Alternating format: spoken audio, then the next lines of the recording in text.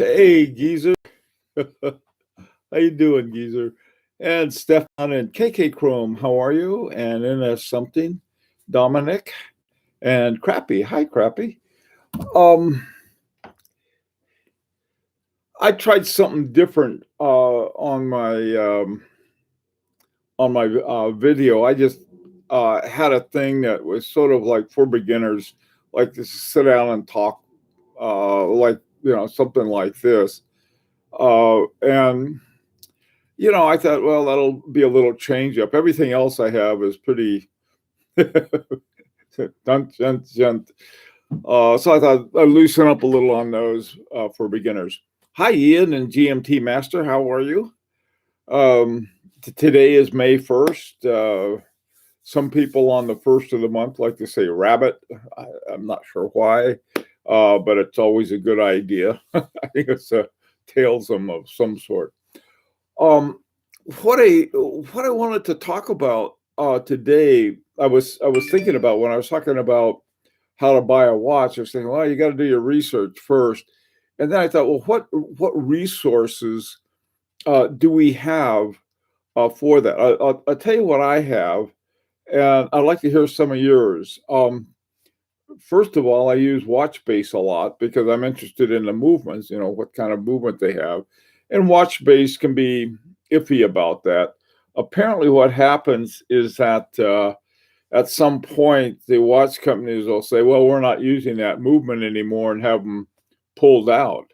I think, so if you look at some of the Panerai, I think almost all of them there's some version of 9,000 caliber 9,000 base, and so that can be, that has things. But then what you can do, I found out, if you don't find the movement that you're looking for on watchbase.com, what you can do is just sort of do a general Google search and it'll come up on Watchbase.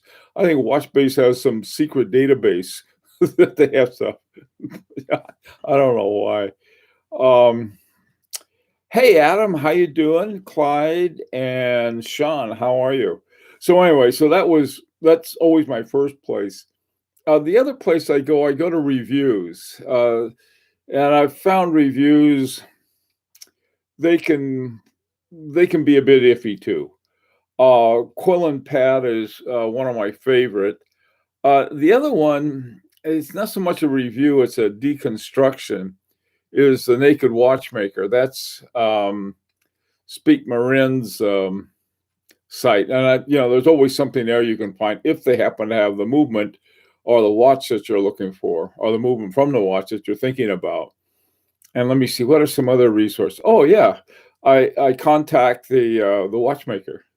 That's one I ran to the ground literally with a El Ra and cornered them, and they wouldn't hid from me. Other ones like Aganor, they're really good about getting back to me, and of course some other ones. But I'm trying to think. And then there's, one of the places sometimes an ad will be good. I mean, an ad for a watch, and they'll have all the details about what's in the movement, the size of the movement, and the size of the watch, all kinds of little details, technical details, and that's something that shouldn't be overlooked. I don't think this is why I get so mad at Breitling and IWC. Yeah, you're looking at it and it doesn't tell you what it is. It just gives you some phony caliber name that for an ETA or a Solita, something like that. So this is what I wanted to sort of ask you guys about. When you're researching a watch, what do you look for? I mean, where are the places you go? Hi, Abdul. What are some of the places you sort of sniff out and say, okay, I want to find out about this watch, and where do I look? Any ideas?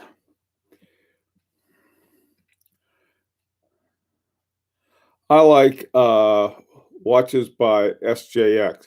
Yeah, that's another good place. They're awfully good too.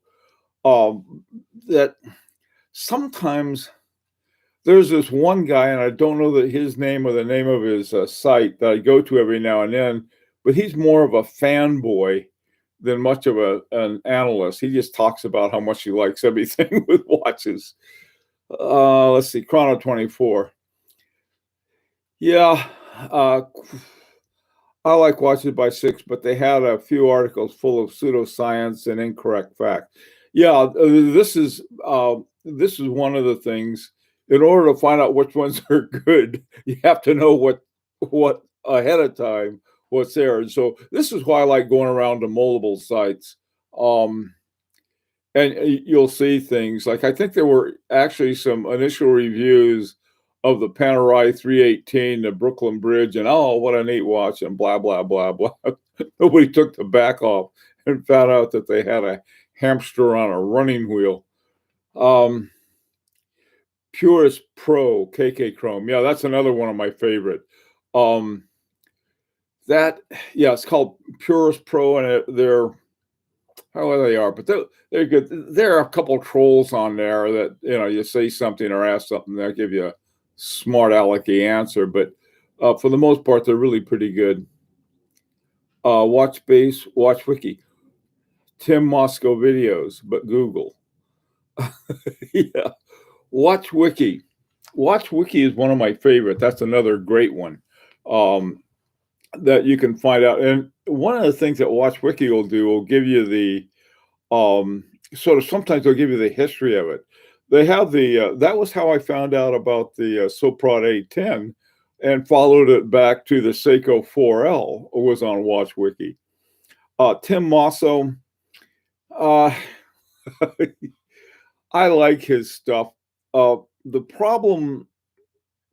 only problem I have with Tim Mosso, he's so good at making a watch sound like the most delicious watch anywhere that I always oh boy, I gotta have one of those.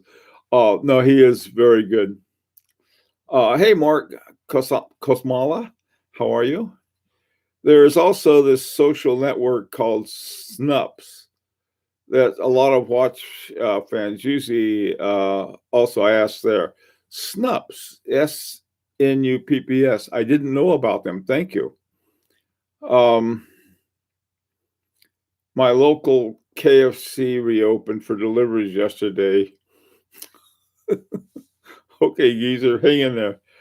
Google for the watch, its brand and movement, then search reviews and commentary are the same. Yeah, this is sort of Clyde. That's sort of a general kind of approach, and then sort of running down.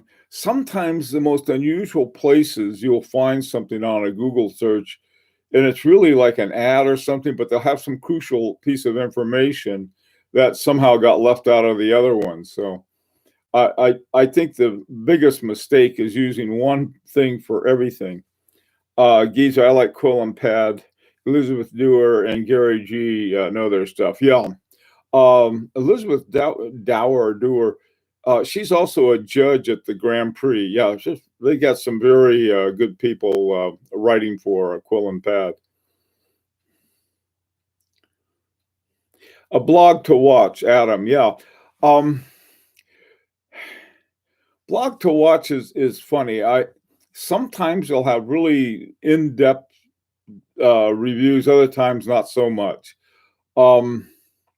They're an interesting place. They're very interesting in a lot of ways as far as knowledge is concerned. Hi, Orange Ham. How you doing? I'll say lean on Watchmaker, some local hardcore collectors. Yeah, they're another KK Chrome. That's another place that if you know some, you know, hardcore collectors, the good and bad about hardcore collectors can be sometimes they are very single-minded. Other ones are pretty open about it. Watchmakers, yes, indeed. Watchmakers are funny. My friend up in Massachusetts, who's a watchmaker extraordinaire, and But if you read articles by a lot of watchmakers, or some watchmakers anyway, that I've read, is that they're sort of singing the praises of ETAs. Now they're doing it because they can get the parts and so forth and repair them, not because ETAs are the be all and end all of movements. It's funny. What's given ETAs the worst name isn't the fact that their ETAs are relatively inexpensive. They're not ill-made, I'll put it that way. Um, they don't have a great deal of finishing, but they're pretty good little, sort of standard movements like the Rolex. You're not going to find great deal of variation, but you got some good ones, and especially since they come from previous places like the Unitas 6497 and 98, the Mania, the Valjoux 7750. A lot of those you'll find, are really good little movements. 7001 is another one. But the big thing that the research does, it tells you what you're paying for. I never argue that one is great and the other one is terrible. But the getting the information in terms of the exact quality, I think, is important. I suggest watch Dogman's videos and then do the opposite. Hey, Crappy, that's a plan. Hey, Javier, how you doing, man? Okay, let's see. Good morning, Watch Habit. How are you? Watchfinder is pretty okay. Pretty okay. See, one of the problems that I have with some of these, and I do like them and they're done well. Tim Mosso, for example, doesn't Tim work for Govberg or one of the Govberg things? And so, and looking at a watch that he's describing, I know it's for sale. And so there's some interest in moving it as opposed to, let's see how objective we can be. But, his reviews are really quite excellent. They really are good, but sometimes there's a little too much whipped cream on them, if you know what I mean. I think you almost have to have a judicial mindset, listen to both sides, and be open-minded and a little cynical. Yeah, that's Clyde. That's very well put. I think that's a good idea. I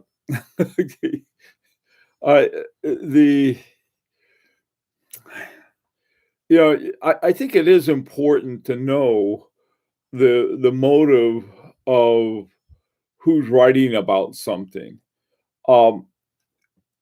And trying to find something that's really objective. I've found certain kinds of angles, you might say, in a lot of different places. Some angle toward not such a good one, or angled toward I really like this. Now I'm the same way. I mean, if there's a watch I like and everybody else hates, I could care less. But I might oversell it in the sense that, oh boy, this is really neat because I like it, not because it's the best watch in the world. And also the best watch in the world is going to be the best watch for you in the world, not for me or for anybody else. But Tim also is always honest about being in market. Oh, I know that. Hey, and that's something. No, but he's really good at it. Tim Mosso's problem isn't that he's dishonest. He's so good at being honest that I have never seen him say, "Oh, this watch is terrible. Nobody wants it." I have not heard him say that. Now, maybe he has and I've missed it, but not a whole lot. There's a lot of conflict interest on YouTube. You have to know what you're looking for. Not a good place for beginners. GMT Master, I think you're right.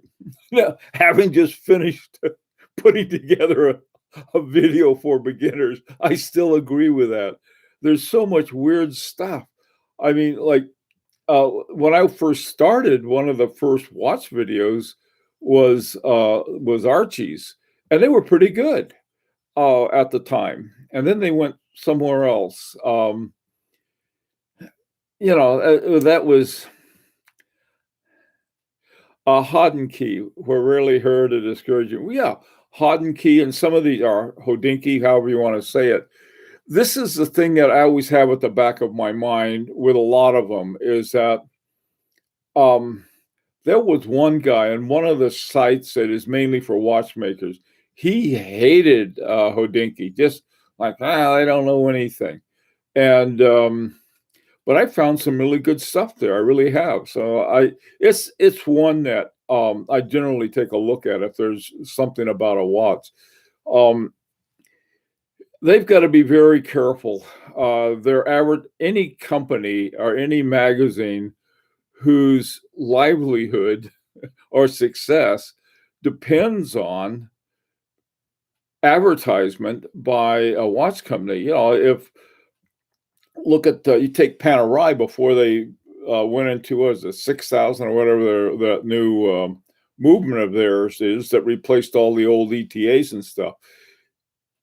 They had spent a lot of money on Hodinky and some of the other ones too.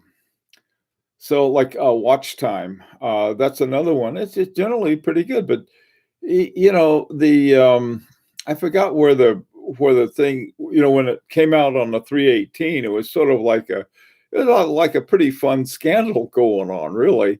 But I didn't see that in some of the major sources, and that's why I say is that they're not going to look for some kind of reveal. Hey, Raj, what's up? Some reviewers employ the protocol of if you don't have anything good to say about something, don't say anything. Yeah, yeah, that's true.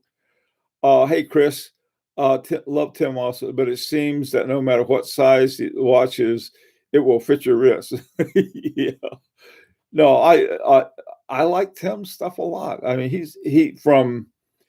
seems the thing I like the most about Tim. He seems to really like watches. I don't know if any of you saw the interview he did with Richard Teven on his collection. He just was so excited to see these watches that Richard had that it was fun to watch. I mean, he wasn't. It was like gosh, oh Rudy, look at that! I hadn't seen one of those before. So this was no, I've got nothing but good things to say about Tim. I don't know if he would be my only source for information about a watch, but he would certainly be one of them.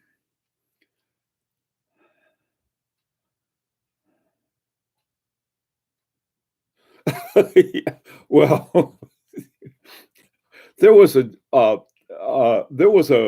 position. There was a funny little, I think it was a pipe shop or something, and they had a wanted to hire sign in their window, and they described it as someone who's reasonably honest. And watch how about that's why I try to be reasonably honest.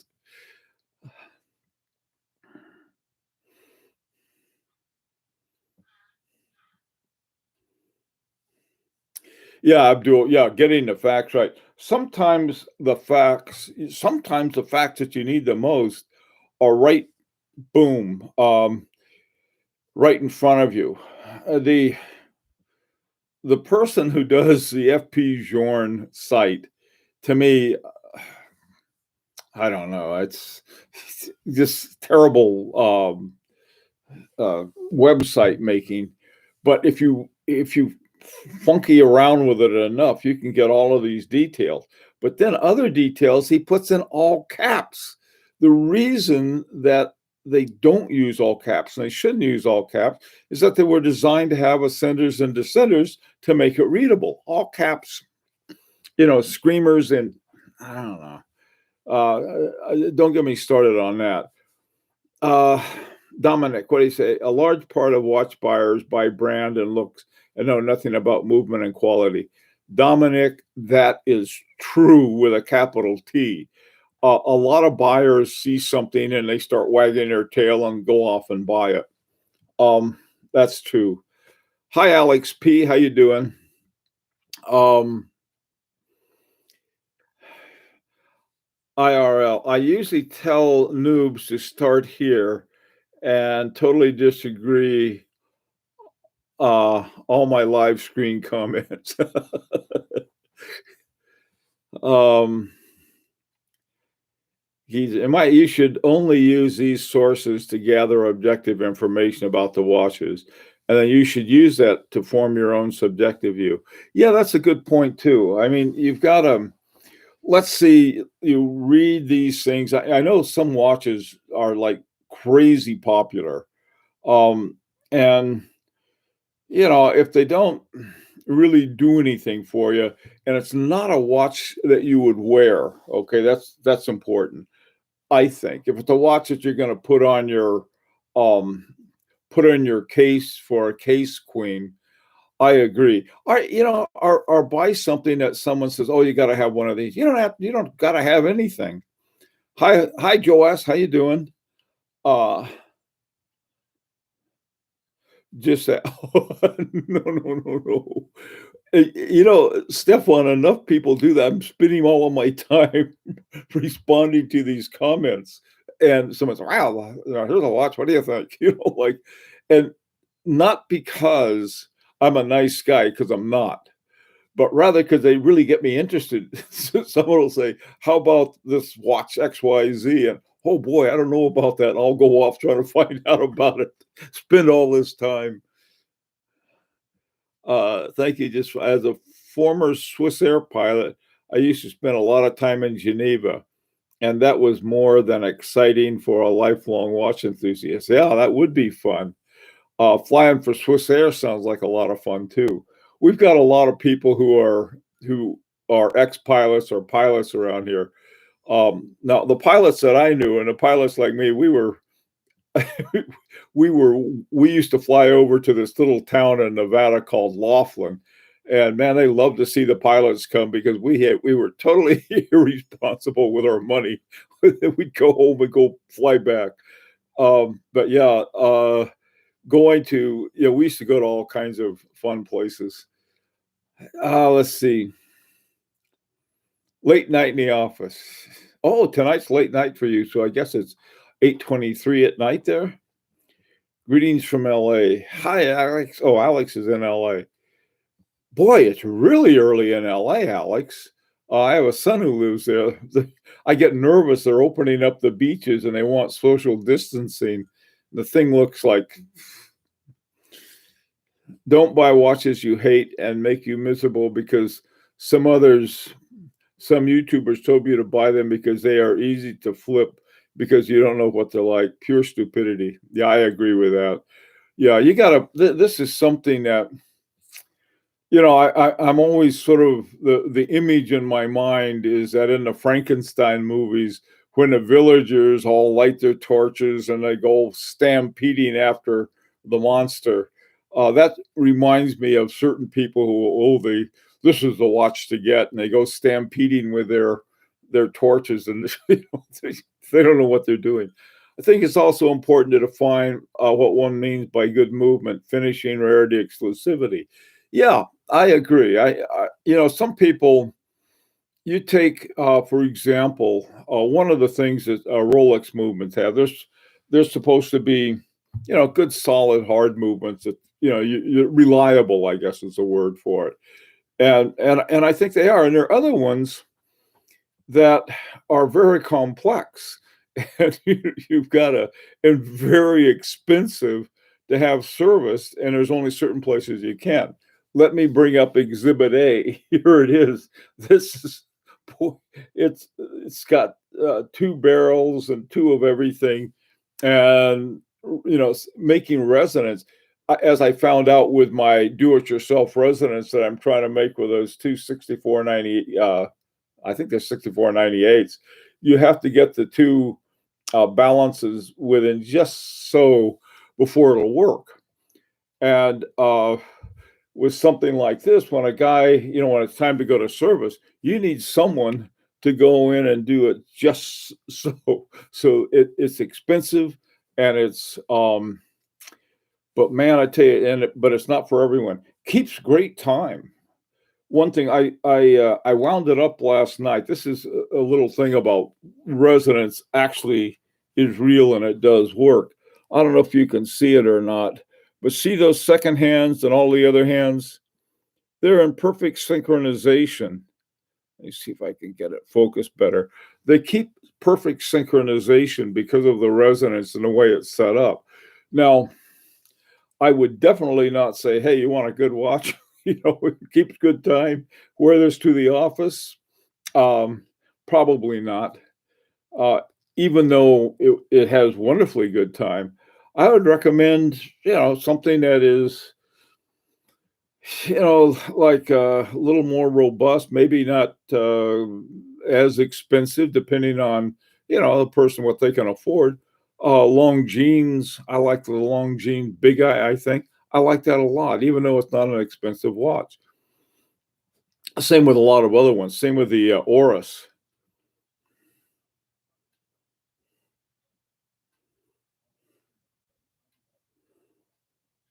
Yeah, Clyde says there's certain ones, they don't do any research. They just sort of see what they like, and if their tail wags, they buy it.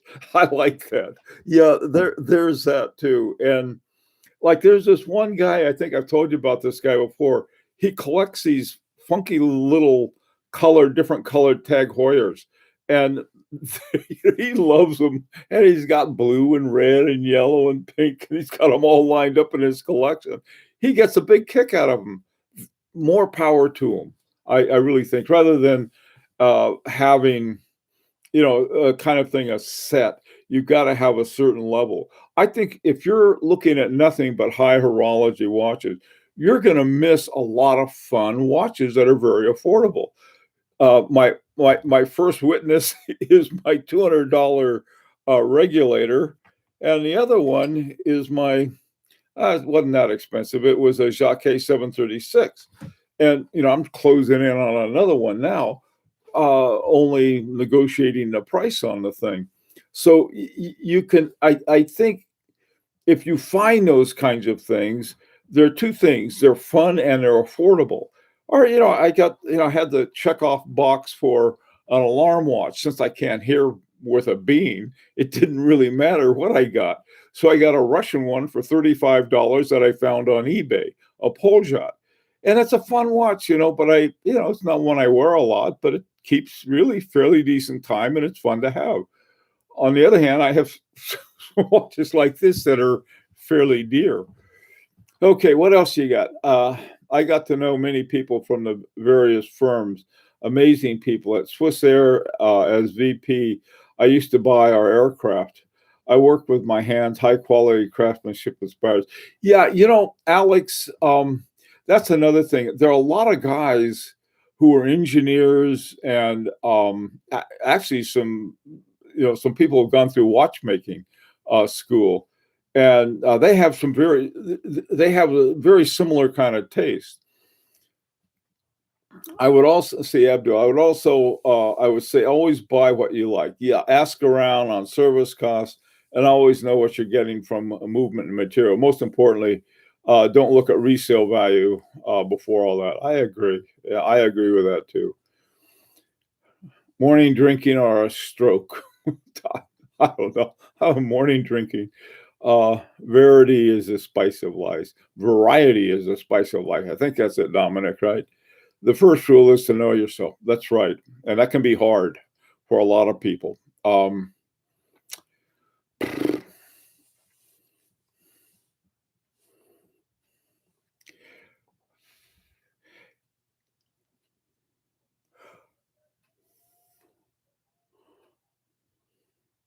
Flip and Zippo. Second rule, don't talk about Flight Club. Fight Club? Okay, the second rule is to buy a beret. Oh man, okay. I'm not gonna bite on the goats of the beret today. Um Dominic, this happens to everybody. The spell correctors get me more than you end up with some funny things with that way. Um,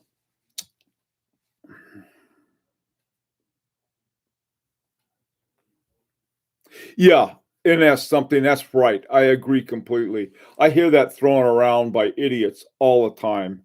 And that's really true. They're simply stupid. That's the only and lazy because they haven't taken the time to find out about it. And they think they're. This is the worst part. They think they're being cool. Ugh. Anyway, that's neither here nor there. Uh,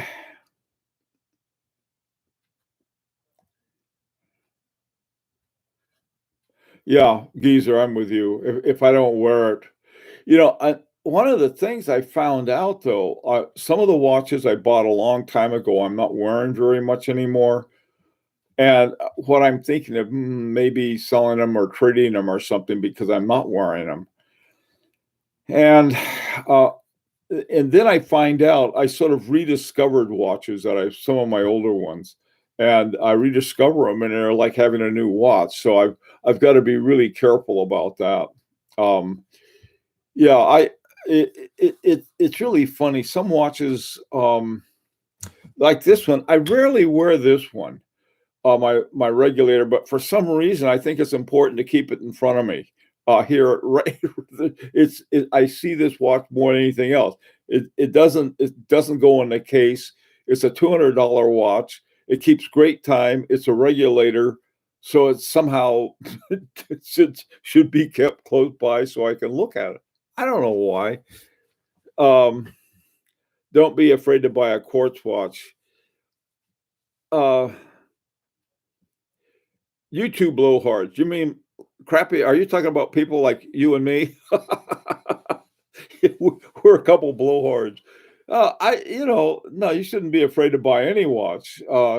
If you're collecting mechanical watches, uh, then the quartz watch becomes not so much a bad thing, but pretty much irrelevant. At least it is to me, but maybe not to others. I enjoy watches, all sizes, shapes, and movements. I feel each watch has something different to that attracted me in the first place. Yeah, that's cool. Trouble is with quartz, I think that many of us have come to view electronics as disposable.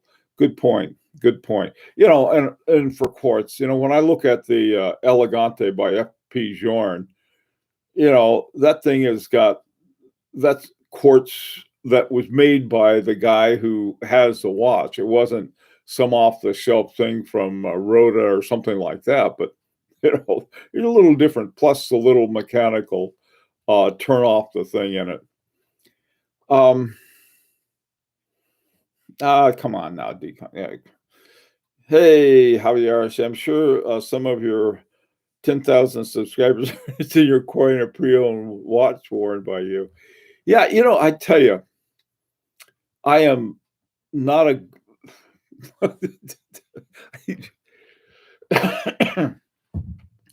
um, I want to talk about selling a watch because I have never sold any of my watches. I've traded a couple watches, not very many. One, maybe just one. So it's the only watch I've ever traded. And that was because I was mad at the one I was trading and liked the one I was getting. But and I've traded in a couple watches, but by and large, I'm not a watch seller. Um, I've got that's something I've got to learn about, and I think that would be we could have a discussion about that next time, maybe. How do you go about selling watches? Because I don't know, it's a funny deal. I've heard so many horror stories about selling watches. I thought it's easy to keep them. Also, too, I don't have watches. This is my problem, not anybody else's. I don't like to sell my watches. I really like them. Oh, I'll miss that watch if I sell it. I have to really be mad at a watch to get rid of it, or some other kind of something going on that just isn't for me. My first one I did that was with a Audemars Piguet, and I shouldn't have bought it in the first place. I got to see it. I bought it from a jeweler in New York, and I was looking at it.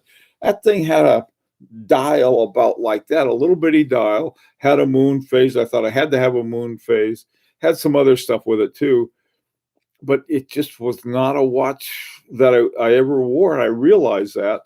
And I was able to trade it in. I didn't get much for it, but I got, enough to make the deal worth it. Do I wish I still had my overseas generation one? Boy, that's a good question, Clyde. That's of all of the watches that I wore so much for so long. I'll tell you why I don't miss it. Okay. In my head, I'm getting another one. All right. I've wanted one of those, the ones that came out in 2016, the Generation 3 for so long, or the Quadrille. I think, well, I don't miss mine because the new ones I like so much, or I like the 5100 movement, I should say. Um, but it was funny. It was I used to wear that every day for years, and then all of a sudden it's gone, and I have all of these other watches that I didn't have then. So it's not so much that I miss it; it's more that my mindset says, "Okay, you had the old one. Now it's time to get one of these nice ones." So I'm a watch collector. I don't have any. I don't make any sense. I only sell the watches that lose attraction with, and I do have a watch buying addiction, so I had to control it somehow. Yeah, that's another thing with selling watches about, uh, is for you need the money to buy another one. Decon, I do. Doesn't everybody? Hey, Chip Gage, uh, buy N95 mask in bulk from China. They'll throw in a bonus of a free Chinese-made tourbillon watch and a free roll of toilet paper. What do you get these guys? Well, look, guys, we went over it today, but I really appreciate you. Really had some good tips and ideas about researching a watch. Everything from where to go to look to knowing yourself, so the research says it fits you well. Okie doke. Everybody stay safe and be back this afternoon at 4 Eastern time. Take care.